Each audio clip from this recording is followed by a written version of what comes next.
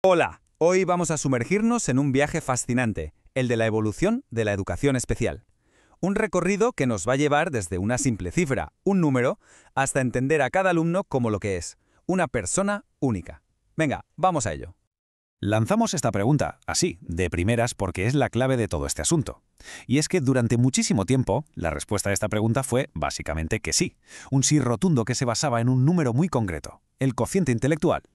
Para comprender cómo hemos llegado hasta aquí, a la educación especial de hoy, tenemos que rebobinar e irnos al principio de todo, a ese intento casi obsesivo por cuantificar la inteligencia humana, por ponerle un número a la mente. Todo esto arranca a principios del siglo XX. En Francia, Alfred Binet idea un test para una cosa muy concreta: identificar a los niños que necesitaban un empujón extra en el cole. Poco después, en la Universidad de Stanford, en Estados Unidos, lo adaptan y de ahí nace el famosísimo test Stanford-Binet. Y con él se populariza el CI, el cociente intelectual, que se convirtió en la herramienta por excelencia para clasificar a las personas. Y la forma de visualizarlo era esta, la curva de Gauss, la famosa campana. Lo interesante aquí es ver cómo la inmensa mayoría de la población, casi el 70%, se agrupa en el centro, con un CI en torno a 100. Y a medida que nos vamos hacia los extremos, tanto por arriba como por abajo, la cantidad de gente disminuye muchísimo. Es una representación muy gráfica. Entonces, ¿qué se hizo con esta distribución? Pues lo que vemos en la tabla.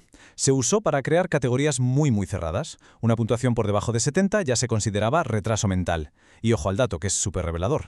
El 85% de todas las personas diagnosticadas entraban en la categoría leve. Se había montado todo un sistema de clasificación que dependía casi en exclusiva de un solo número.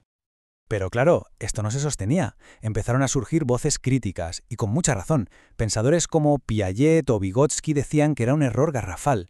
Esta cita lo resume a la perfección. La inteligencia es demasiado compleja, demasiado rica, como para reducirla a una simple cifra. Se estaban dejando fuera cosas tan importantes como el entorno, la cultura o la propia experiencia.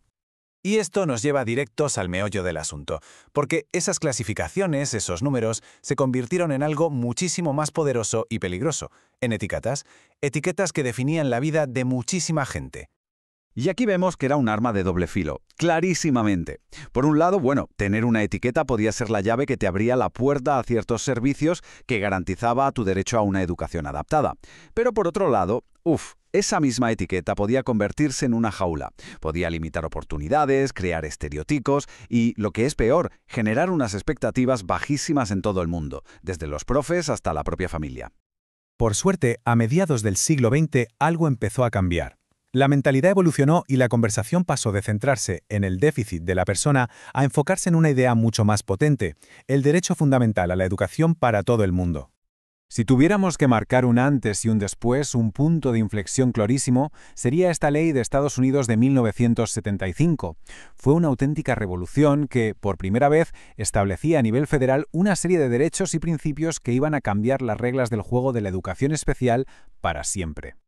Es que esta ley introdujo conceptos que hoy nos parecen de cajón, pero que en aquel momento fueron transformadores. Por ejemplo, el rechazo cero. ¿Qué significaba? Pues algo tan radical como que ninguna escuela pública podía negarle la matrícula a un niño por tener una discapacidad, o la idea de ambientes menos restrictivos que buscaba la integración. Y sobre todo, estableció la necesidad de un plan educativo hecho a medida. Y aquí está la herramienta para conseguirlo, el Programa de Desarrollo Individualizado, el PDI. Se acabó eso de coger a todos los niños con la misma etiqueta y meterlos en el mismo programa. No. A partir de entonces, se trataba de crear un plan educativo único, específico y además legalmente vinculante para cada estudiante. Un traje a medida. Vale, la teoría suena genial, pero ¿cómo se lleva todo esto a la práctica? Pues vamos a ver ahora cómo funcionan algunos modelos educativos que buscan esa inclusión y ese apoyo real. Uno de los sistemas más influyentes es el modelo de servicios en cascada. La idea es muy potente. El punto de partida es siempre el nivel 1, el aula normal y corriente, con todo el mundo. Y solo si es estrictamente necesario, se van añadiendo más niveles de apoyo, como un especialista que eche una mano o un rato en un aula de apoyo, pero siempre intentando que el alumno permanezca en el entorno menos restrictivo posible. Y para que veamos el impacto brutal que puede tener un modelo bien estructurado, tenemos que hablar del programa TEACH de Carolina del Norte, que es un referente mundial en la educación de personas con autismo. Su filosofía, que se resume en esta cita, le da la vuelta a la tortilla.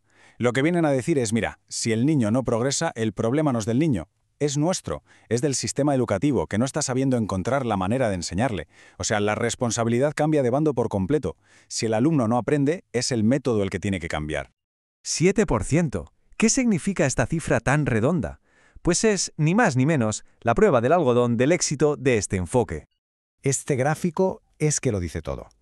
La tasa de adolescentes con autismo que acababan viviendo en instituciones después de pasar por el programa Teach era de solo un 7%. Ahora, comparemos eso con las cifras de otros estudios de la misma época, entre un 40 y un 70%. La diferencia es abismal. Es la demostración de que una intervención educativa adecuada simplemente cambia vidas de forma radical. Y así, poco a poco, llegamos al presente. A una visión que ya no se centra en las limitaciones o en las etiquetas, sino en lo único que de verdad importa, el potencial de cada persona.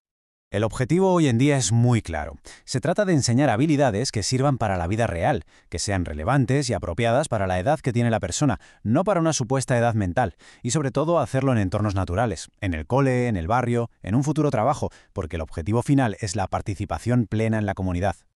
Hemos recorrido un camino larguísimo, ¿eh? Hemos pasado de un simple número a un plan personalizado, de una etiqueta fría a un nombre con apellidos. Pero la pregunta sigue ahí, en el aire, y es la que nos tiene que impulsar hacia el futuro. ¿Y ahora qué? ¿Cómo seguimos mejorando para construir una educación que no solo incluya, sino que de verdad potencie lo que hace único a cada individuo? Ahí queda esa reflexión. Muchas gracias por acompañarnos.